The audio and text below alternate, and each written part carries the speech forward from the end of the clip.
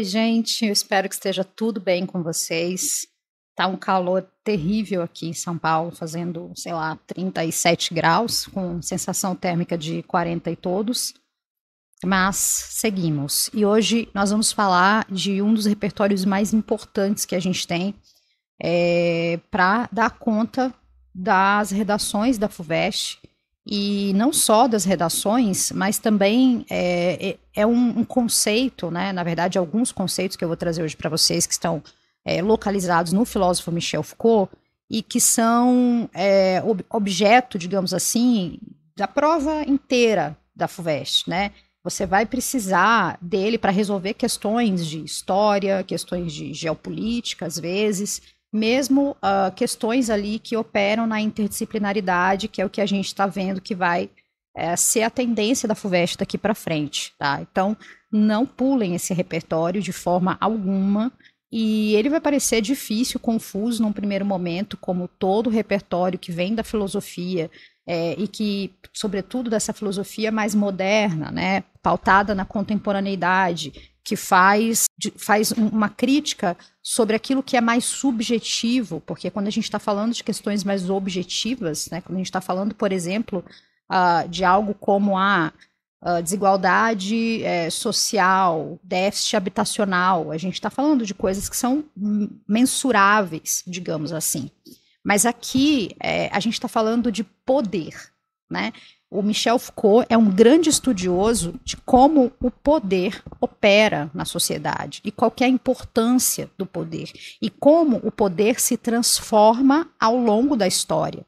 Sobretudo, como ele se transforma para fazer o sistema capitalista ser operante, eficiente e permanente, né? Para que ele permaneça enquanto sistema. Como é que depois do advento do neoliberalismo, ali, que se consolida nos anos 90, o poder ele vai assumindo formas diferentes. Não é que o poder seja uma entidade suprema que tenha vida própria, não é isso. Ele é operado por pessoas. Mas como que a gente se desloca, por exemplo, do poder antes da Revolução Francesa, em que o rei ele tinha o poder de vida e morte, né, o soberano sobre as pessoas, então ele podia fazer morrer ou deixar viver. Se você afrontasse o soberano, ele ordenava sua morte. Mas se você o obedecesse, ele te deixava viver, porque ele tinha esse poder, o poder de vida e morte sobre as pessoas, já que ele era, né, um ser supremo escolhido por Deus ali para exercer esse poder. Então, o Foucault quer nos fazer entender como desde os primórdios da humanidade sempre houve formas de poder operando, né? Sempre houve a relação entre o mais forte e o mais fraco, a relação entre quem detém o poder e entre quem obedece a esse poder. Mas com o avanço histórico, com a modificação das estruturas sociais, se a gente pegar, por exemplo, nas colonizações, né, nas primeiras colonizações, e daí a gente vai para aquele nosso repertório anterior, entender como todos os repertórios aqui estão costurados, eles não são repertórios soltos, são repertórios colocados para fazer vocês entenderem como a sociedade funciona e como vocês vão fundamentar o texto de vocês. Então, quando eu falo de Frantz Fanon, ele vai fazer uma crítica ao sistema colonial, tanto as colonizações antigas, né, quanto as neocolonizações, as colonizações imperialistas, e a ideia aqui é entender o seguinte: ali havia poder operando. Quando esse homem branco europeu chega à América, por exemplo, né, lá no século XIV, século XV e XVI, o que ele vai fazer? Ele vai se impor sobre os nativos e vai, por meio do discurso, operar uma lógica de superioridade. Mas não só por meio do discurso, obviamente, porque ele tinha também, se você não me obedece porque eu estou dizendo que sou superior a você, que você precisa ser cristão, que você não pode ser pagão, que você tem que me servir, que esta terra agora é minha, se você não entende isso pela via da fala, eu te faço entender por meio da violência. Então, eu te escravizo, né? Eu cometo violências com você de cunho sexual, eu te prendo, eu te torno meu. Você é um objeto agora. Então, o poder ali operava dessa forma, né? Você vai impor o que você quer, porque você tem meios de fazer isso acontecer. Se esse poder aqui, se ele não entender ou se ele não acatar o meu discurso, eu tenho um exército e por meio da violência eu vou conseguir atingir o meu objetivo de poder. Ele vai me obedecer de uma forma ou de outra, tá? E então a gente vai avançando, mudanças vão acontecendo. A Revolução Francesa na Europa vem com a ideia de liberdade, igualdade, fraternidade, que nós sabemos é uma ideia muito restrita. Essa lógica racional e operante, né, dos iluministas não serve para toda a humanidade.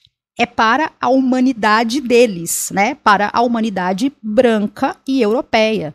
Porque esse mesmo povo que está dizendo na Europa, na França, sobretudo, liberdade, igualdade e fraternidade, está explorando e escravizando na Argélia, por exemplo. Nós vimos, né? Ou está escravizando na Martinica, por exemplo, como nós vimos o próprio Frantz Fanon lutou pela libertação da Argélia. E foi um cidadão francês, né? Alguém que conseguiu a cidadania francesa justamente porque a Argélia era uma colônia da França. Então vejam, eu prego liberdade, igualdade e fraternidade para os meus, para aqueles que são tão europeus e tão brancos e tão dignos quanto eu. Mas para os outros povos, eu prego a barbárie, né? Eu prego a força bruta. Eles me servem. Se não me servem, serão punidos, serão castigados. Então a lógica aqui do castigo físico sobre os corpos, no sentido de fazê-los obedecer, torná-los dóceis, entendem? É o poder da disciplina já. É claro, a gente tem ainda aqui, né, um poder também muito da imposição da força e tal, mas o que eu quero em última instância é a obediência dos meus súditos. Se para atingir essa obediência eu preciso impor a força física, que seja. Ok? Porém, a história avança e passa algum tempo depois, né, digamos aí 3 séculos depois, a se compreender que essa lógica da sujeição pela força é algo muito desumano. Né? A própria França começa a pregar isso e depois colhe. Né? A Inglaterra também começa a pensar dessa forma, né? A pregar e a perceber que está ficando um tanto quanto feio eu pregar a lógica da liberdade, da igualdade, da fraternidade somente para os meus. E que se eu quero atingir outros mercados consumidores, por exemplo, se eu quero atingir outros territórios e quero expandir o meu reino e os meus negócios e tal, eu preciso tratar essas pessoas com o mínimo de humanidade, pelo menos fingir que eu estou fazendo isso. Tá? Por outro lado, a gente tem o avanço do capitalismo, as revoluções industriais acontecendo, a gente chega ali na segunda metade do século XIX, né? E a gente começa a perceber as produções em larga escala, não ainda em larga escala, porque a gente ainda não tem o método fordista, mas as produções fugiu aqui agora, em fábricas, né, e tudo mais. Por que eu estou falando disso? Porque com o surgimento das fábricas, dessa produção seriada, a gente vai inaugurar uma lógica de trabalho diferente, muito maluca ainda, em que o trabalhador vai trabalhar 14, 16 horas por dia. Né? Agora, esse homem do pós-Revolução Francesa conquistou o direito de não ter o Estado interferindo na esfera de poder dele. E aí a gente passa a ter o poder não só mais operando por meio do Estado, como acontecia na figura do soberano, que era o Estado, né? E a igreja, que era parte desse Estado também, mas agora eu tenho o Estado, mas eu tenho a iniciativa privada. E aí?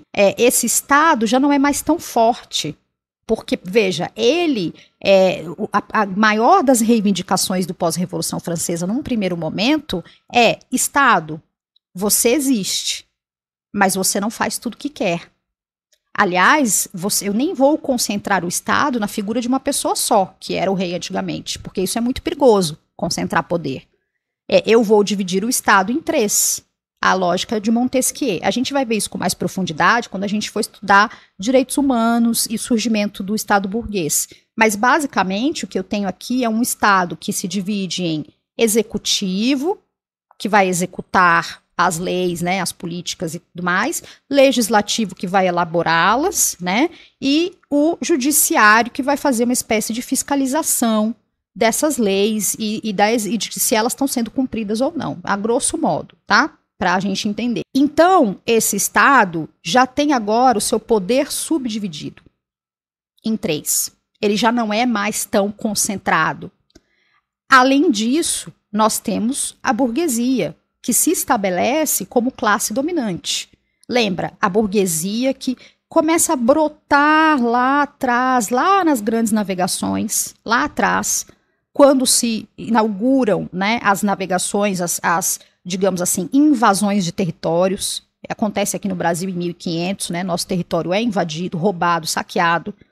E os burgos surgem para substituir os feudos, tá? Os burgos são aqueles pequenos espaços de comércio, tá? Vão se chamar assim, burgos. E em torno desses espaços de comércio vão se estruturar as cidades. E mais tarde, né, esses burgueses que surgem ali, brotam, tem o seu brotozinho, ainda não é o que a gente vai conhecer como burguesia depois, vão conseguir, por meio da revolução, tomar o poder da nobreza, tá? E vão se estabelecer como classe dominante. É claro que a Revolução Francesa é muito mais complexa que isso, mas eu estou simplificando para a gente entender. E agora, então, eu não tenho mais somente o Estado como esse poder operante, mas eu tenho o Estado e eu tenho a burguesia, que representa essa classe dominante, o empresariado, que representa o que a gente pode chamar aqui, em termos marxistas, né, de burguês mesmo. Acho que não tem outra palavra, né? Burguesia versus proletariado, mas a gente também pode falar de empresariado, tá? De iniciativa privada, de mercado, qualquer nome que vocês queiram dar aí, que representem os burgueses. E, obviamente, que se 90% da população ou mais era força de trabalho para esses burgueses nas fábricas e não havia leis trabalhistas, então o que acontece aqui é que o poder é muito inferior, assim, o poder que o Estado exerce é muito inferior ao poder que a burguesia exerce, certo? O que começa a acontecer aqui é que essa classe trabalhadora, que está se sujeitando a essas 14, 16 horas de trabalho, está adoecendo, morrendo muito jovem, morrendo de doenças muito elementares, como gripe, por exemplo, porque se sujeita ao trabalho em condições insalubres, fábricas sujas, lugares sem saneamento básico, não ganham o suficiente sequer para comer, tá? E para ter uma casa. E a revolta começa a acontecer. Começando a acontecer a revolta, aí a gente já saiu da Revolução Francesa, que acontece lá em 1789, que vai abolir esse Estado absolutista, que vai criar um Estado dividido nos três poderes de Montesquieu, legislativo, executivo, judiciário, que vai supostamente substituir a lógica de uma sociedade de privilégios, em que eu nascia rico ou pobre e morria assim, por uma sociedade de direitos em que existe supostamente a meritocracia e que, portanto, eu posso enriquecer por meio do meu esforço, do meu trabalho, e eu não quero que o Estado se meta na minha vida, a menos que seja para coletar o básico do básico de impostos para fazer, né, exercer ali a sua atividade de segurança pública, né, de malemar, tá, gente, de segurança pública, de cuidar ali da propriedade privada, coisas desse tipo. Só que as coisas começam a tomar uma dimensão muito pesada, no sentido de que essas são muitas das pessoas que estão sendo submetidas a um trabalho escravo. Não tem outro nome, é uma escravidão moderna, né, é uma escravidão do século XIX. E esses trabalhadores começam a se organizar, sobretudo porque surge também aqui o discurso marxista, surge Marx, né, e Engels escrevem o Manifesto Comunista, e escrevem o Capital, aquele livro gigante dividido em alguns volumes, e convocam, né, nesse escrito, sobretudo no Manifesto Comunista, que é mais sucinto, mais curto, os trabalhadores a ocuparem seus lugares de protagonismo, entenderem que sem a força de trabalho deles, esse dono da fábrica não é nada, né? Porque ele tem o meio de produção, que é a fábrica, mas a fábrica sem força de trabalho não é nada. E para esse trabalhador também entender que o trabalho que ele entrega, o valor que ele entrega, é infinitamente superior ao que ele recebe como contrapartida de salário, que, portanto, ele está sendo explorado, né? E ele não tem nem onde morar e nem o que comer às vezes, gente. Então é uma exploração muito mais bizarra do que o que a gente está vendo hoje em termos, tá? Então, esses trabalhadores começam a se organizar nos sindicatos, a se organizar em grupos rebeldes, né? E a burguesia assustada com aquilo que está acontecendo, porque ela está perdendo sua força de trabalho, ela está sendo peitada, né? E agora por uma maioria significativa de pessoas, ela convoca o Estado, me ajuda aqui, o que é que eu posso fazer? Né? E esse Estado vai conversar e vai dizer, olha, a gente precisa pensar, né? Porque o capitalismo tomou o sistema tomou uma outra dimensão que a gente não esperava. Será que é interessante que as pessoas continuem adoecendo e morrendo aos 25, 30 anos de idade? E a gente tenha que treinar uma nova força de trabalho para trabalhar e investir nesse treinamento? Ou será que seria mais interessante, inteligente da nossa parte que nós investíssemos no básico do bem-estar desse cidadão para que ele vivesse mais tempo e a sua força de trabalho durasse também mais tempo e assim nós tivéssemos um custo menor e mais lucro? Então, veja, não é porque o Estado é bonzinho e nem porque o empresariado é bonzinho que eles começam a investir ali em saneamento básico, porque percebe que boa parte das doenças, né, advém daí, que ele começa a dar um salário um pouco maior para que esse trabalhador possa comprar o seu alimento, que eles começam a pensar determinadas doenças têm cura, tem prevenção, como que a gente investe nisso, né? Vamos olhar para o que está sendo feito na União Soviética, por exemplo, que, pasmem, né, já tinha passado ali pela Revolução, e como todo o ônus da saúde ali era do Estado, o Estado começa a pensar em formas de fazer esse trabalhador viver mais, com mais saúde. Não é porque o Estado soviético é bonzinho também, não, mas é porque eu não quero prejuízo para mim, Estado, né? Eu ter que arcar com a doença é muito mais caro do que arcar com a prevenção dela. O investimento em vacinas, certo? Começa a ser uma possibilidade aí para esse trabalhador ter uma vida mais longa e saudável, ok? Então, a vacina, eu diria, é uma das formas de biopolítica mais eficientes que esse Estado encontra, porque por meio dela, ele faz com que esse indivíduo viva mais, não é tão caro assim, se comparado, né, a investir na cura da doença, quando esse trabalhador já está doente, e ele também tem um certo controle sobre a vida, no sentido de, antes o meu controle sobre a vida se fazia por meio da arma, ou você me obedece ou você morre, né? Por meio ali da violência. Agora, ele se faz de um modo estratégico, de forma que esse trabalhador, ele inclusive adere a isso, ele quer isso. Quem quer morrer aos 20 anos de idade, né? Quem quer ter uma gripe e ficar na cama agonizando sem tratamento médico até falecer?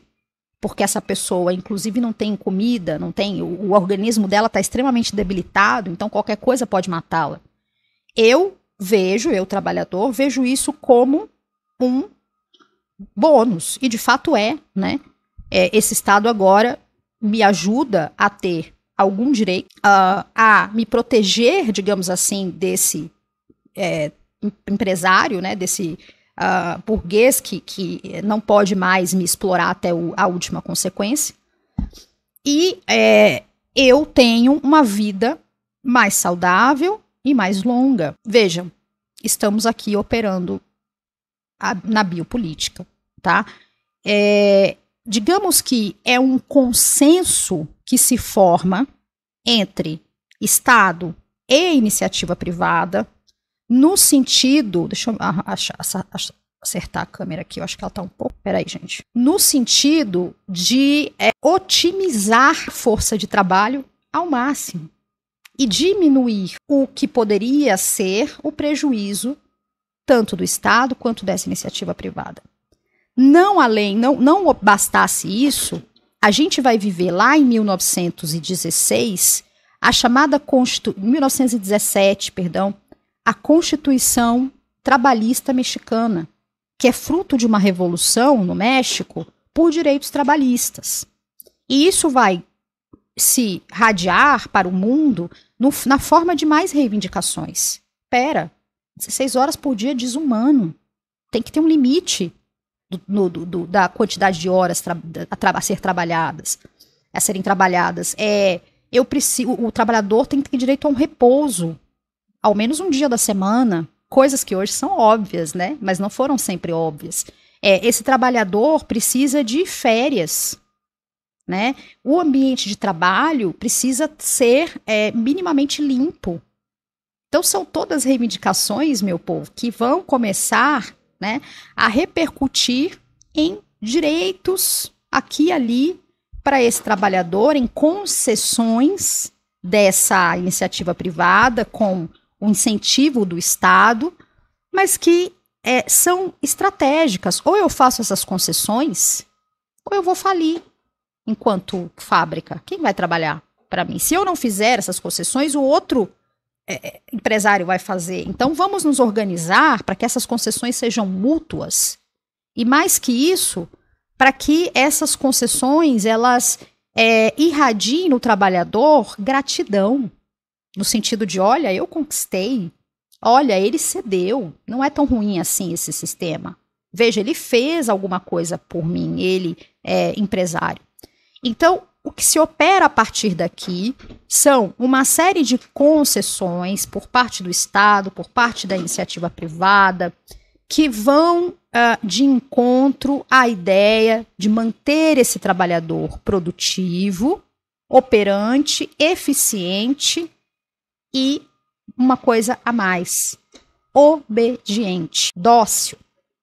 A docilização dos corpos, ou seja, eu só posso exercer o poder plenamente se eu tenho controle dos corpos das pessoas numa sociedade. Porque se elas podem se rebelar a qualquer momento e fazer qualquer coisa que eu não estou esperando, eu não tenho controle. E poder sem controle não existe. Se eu quero estar no poder e permanecer no poder, se eu, empresário, quero ser o grande detentor dos meios de produção e permanecer com esses meios de produção, eu preciso ser estratégico.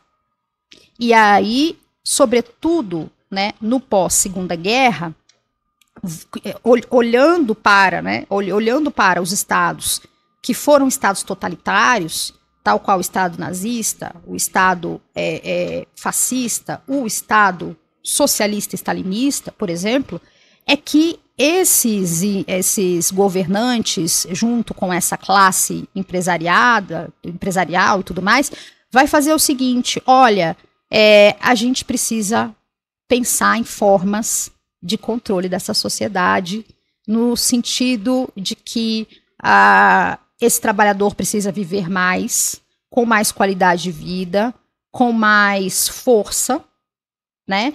Com uma mão de obra mais ainda eficiente, digamos assim.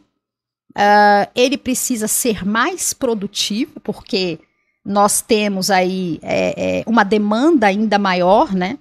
pós aí segunda Revolução Industrial, o surgimento do Fordismo, que é aquela, né, produção em série, também vai inaugurar ainda mais necessidades desse sistema por uma mão de obra de excelência, que consiga trabalhar e produzir o seu melhor ali ao longo de 10 horas por dia.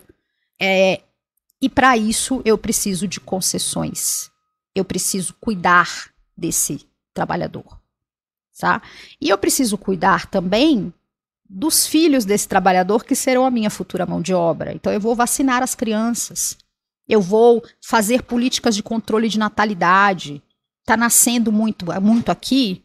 Será que eu vou conseguir absorver toda essa população que está nascendo aqui como mão de obra? Se eu não consigo, então como é que eu trago políticas de controle da natalidade? Anticoncepcional, né? Preservativos, DIU, formas de controlar o nascimento, esse boom de nascimento de pessoas que eu não vou conseguir absorver, nem eu, Estado, nem eu, iniciativa privada. E daí vai ficar uma massa aí de desempregados que talvez eu, Estado, vá ter que cuidar. Mas espera aí, não pode ser muito, mas uma quantidade boa assim, de desempregados é interessante, porque aí é o tal do exército de reserva que o Marx falou.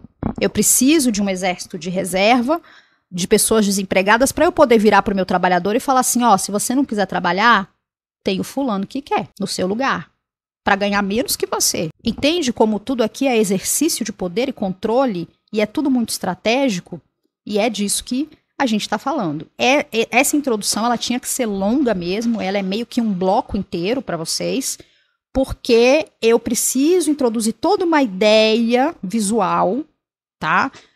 Se possível, assistam a esse primeiro bloco novamente, ouçam, né? Porque não tem slide passando nem nada, vocês podem só ouvir, porque ele é importante para os conceitos que vêm a seguir, que eu vou espelhar em slide e que eu vou esmiuçar para vocês. Foucault não é simples, é mais complexo ainda do que Frantz Fanon.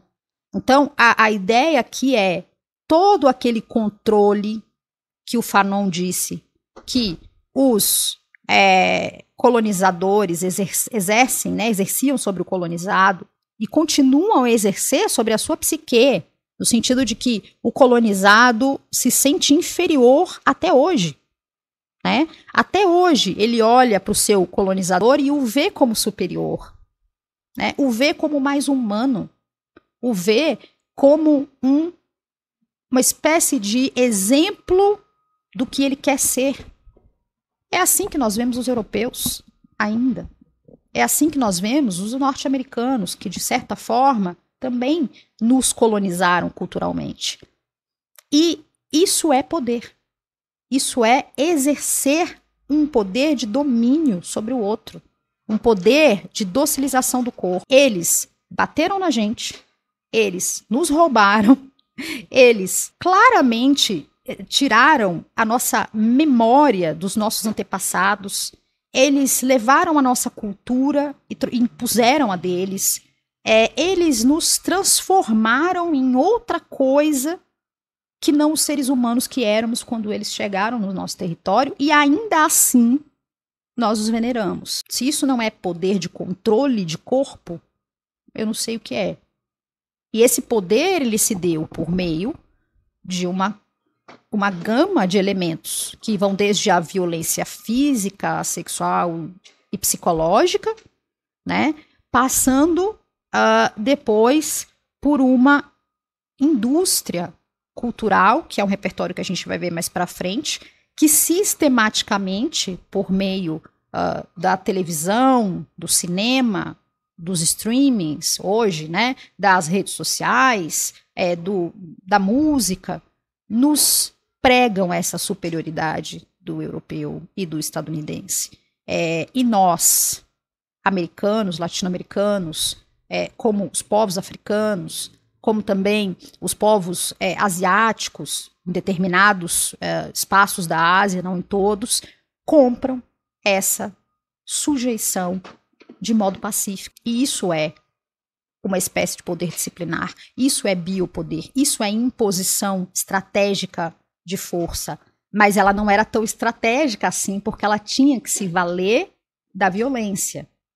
O que o Foucault vai dizer que se inaugura a partir do pós-guerra é um Estado que não necessariamente precisa se valer da violência, e não só o Estado, tá? É uma sociedade. Então, o Estado é uma das caras desse biopoder, mas a iniciativa privada, o mercado de trabalho é outro. Eles não precisam necessariamente se valer da violência para te controlar, para controlar teu corpo, para controlar, não só, e aí controlando o teu corpo, controlando também a tua subjetividade, as tuas vontades, teus desejos, tuas ideias, aquilo que você acha que são teus valores morais, mas que na verdade não são tão teus assim. Você comprou esses valores morais em algum momento da tua educação, da tua criação. E eles, por sua vez, foram perpetuados aos teus pais de outra forma. Por meio das coisas que eles assistem, veem, ouvem, da religião que eles exercem, né, dos valores familiares que foram levados para eles, mas que vieram de algum lugar. Não foram criações da cabeça dos teus avós, dos teus tataravós, não.